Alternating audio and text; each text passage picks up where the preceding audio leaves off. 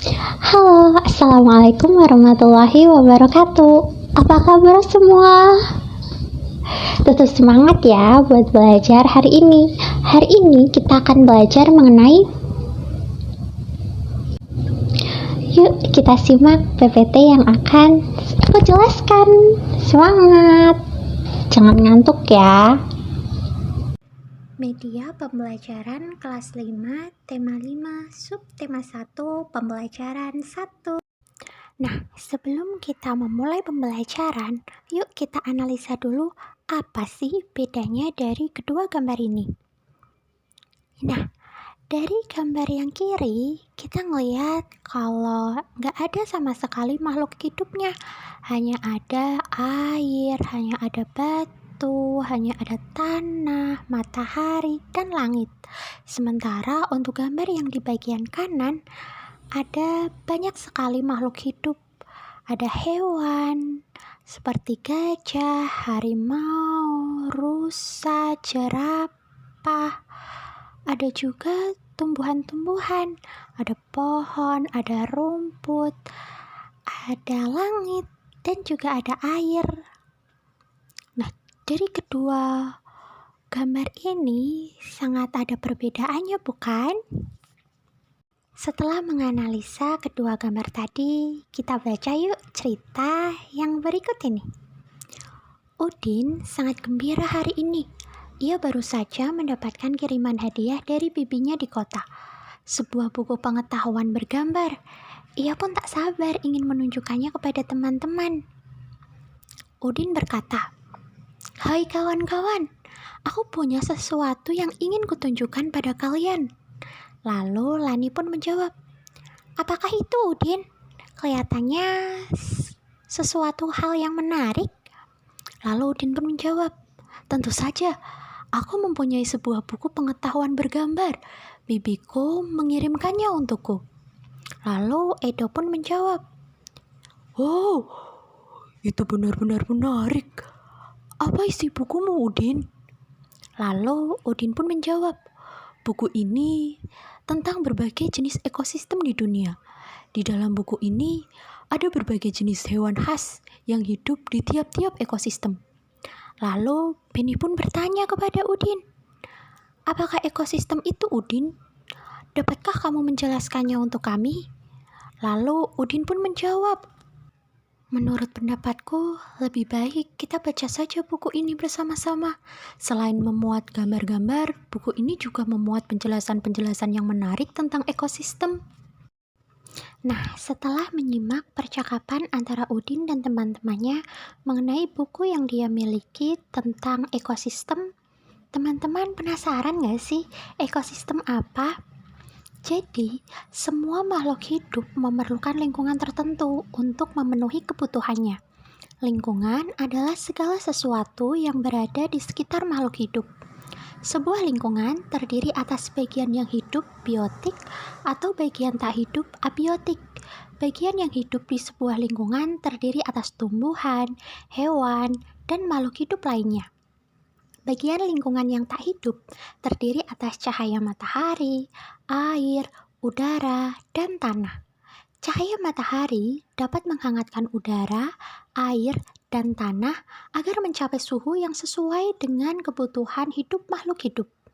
Cahaya matahari juga membantu tumbuhan membuat makanan. Air dalam tanah merupakan bagian penting dari sebuah lingkungan. Air yang turun dalam bentuk hujan meresap ke dalam tanah. Air di dalam tanah ini akan dimanfaatkan oleh tumbuhan yang hidup di atasnya dan makhluk hidup kecil lainnya yang hidup di dalam tanah. Bagian hidup dan tak hidup di sebuah lingkungan saling berinteraksi dan saling bergantung satu sama lain. Interaksi antara makhluk hidup dan benda-benda tak hidup di sebuah lingkungan disebut ekosistem. Jadi, ekosistem tersusun atas individu, populasi, dan komunitas. Individu adalah makhluk hidup tunggal, misalnya seekor kambing, seekor burung, dan sebuah pohon cemara. Tempat individu tinggal disebut habitat. Populasi adalah kumpulan individu sejenis yang menempati suatu daerah tertentu. Contoh, di sebuah kolam terdapat populasi ikan, populasi tumbuhan teratai, dan populasi lumut. Sementara itu, komunitas adalah populasi makhluk hidup di suatu daerah tertentu. Contoh, komunitas adalah komunitas sungai, komunitas padang rumput, seperti itu. Masih berkaitan dengan cerita dan percakapan si Udin dengan teman-temannya tadi. Jadi teman-teman tahu nggak sih apa itu teks non-fiksi dan apa itu teks pikiran utama? Nah, pengertian teks non-fiksi dan pikiran utama. Teks non-fiksi merupakan karya sastra yang dibuat berdasarkan data-data yang otentik saja, tapi bisa juga data itu dikembangkan menurut imajinasi penulis. Pikiran utama atau kalimat utama adalah suatu kalimat dalam sebuah paragraf yang di dalamnya terdapat sebuah ide pokok yang terkandung dalam paragraf tersebut. Agar teman-teman lebih memahami apa itu teks non-fiksi, pikiran utama, dan juga jenis makanan hewan, maka yuk kita baca teks berikut mengenai jenis makanan hewan. Jenis makanan hewan dikelompokkan menjadi dua, yaitu makanan yang berupa tumbuhan dan makanan yang berupa hewan lain. Hewan yang memakan tumbuhan memiliki bagian-bagian tumbuhan yang dapat dijadikan makanan. Ada hewan yang hanya memakan daun tumbuhan, ada pula hewan yang hanya memakan batang, buah, atau hanya biji tumbuhan. Namun, ada beberapa jenis hewan yang memakan lebih dari satu bagian tumbuhan tersebut. Bagian tumbuhan yang paling sering dijadikan makanan hewan adalah daun. Hewan seperti ulat, rusa, dan zebra merupakan beberapa contoh hewan yang memakan daun. Sementara itu, beberapa hewan menyukai batang tumbuhan. Sapi merupakan salah satu hewan yang menyukai batang tanaman padi dan jagung. Sedangkan hewan panda menyukai batang pohon bambu. Bagian tanaman berupa buah juga disukai hewan. Belatung senang sekali memakan bagian dalam buah dan ini seringkali merugikan para petani buah-buahan. Burung-burung menyukai bagian tumbuhan yang berupa biji. Biji padi sering menjadi incaran burung pipit. Biji kenari sangat disukai para tupai.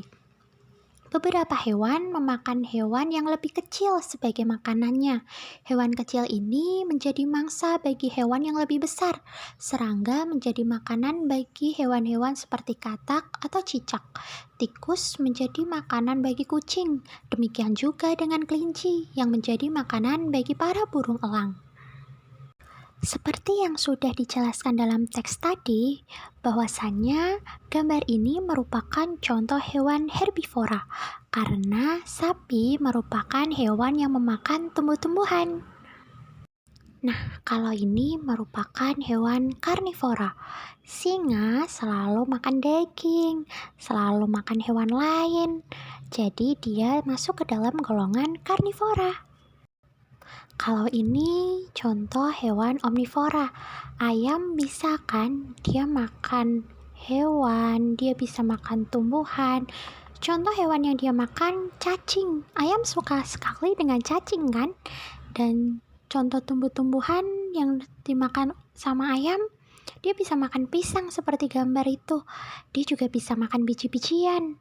Maka dari itu ayam tergolong ke dalam hewan omnivora. Nah, untuk memperjelas pembelajaran kita, yuk kita simak bareng-bareng video berikut ini.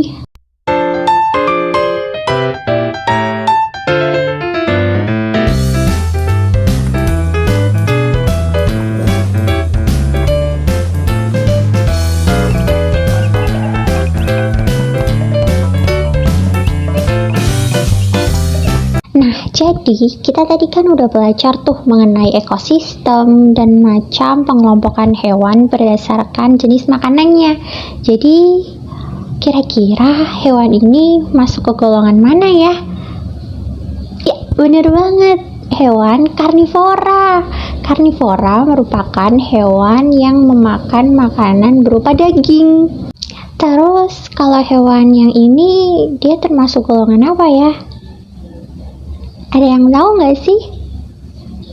Iya, bagus, benar banget. Ini merupakan hewan herbivora. Hewan herbivora merupakan hewan yang memakan tumbuh-tumbuhan atau rerumputan gitu. Nah, tadi kita udah bisa menebak tuh mana yang masuk ke dalam hewan karnivora dan herbivora. Lalu yang pasti ini hewan apa? Bener banget, ini masuk ke dalam golongan hewan omnivora atau pemakan segalanya. Dia bisa makan daging, dia juga bisa makan tumbuh-tumbuhan. Emang serba mau sih dia. Oke, itu aja dulu pembelajaran kali ini. Jangan lupa tetap diulang ya di rumah, tetap dipelajari juga di rumah. Semangat untuk belajar. Besok kita ada evaluasi. Oke? Jangan lupa, dadah. Wassalamualaikum warahmatullahi wabarakatuh.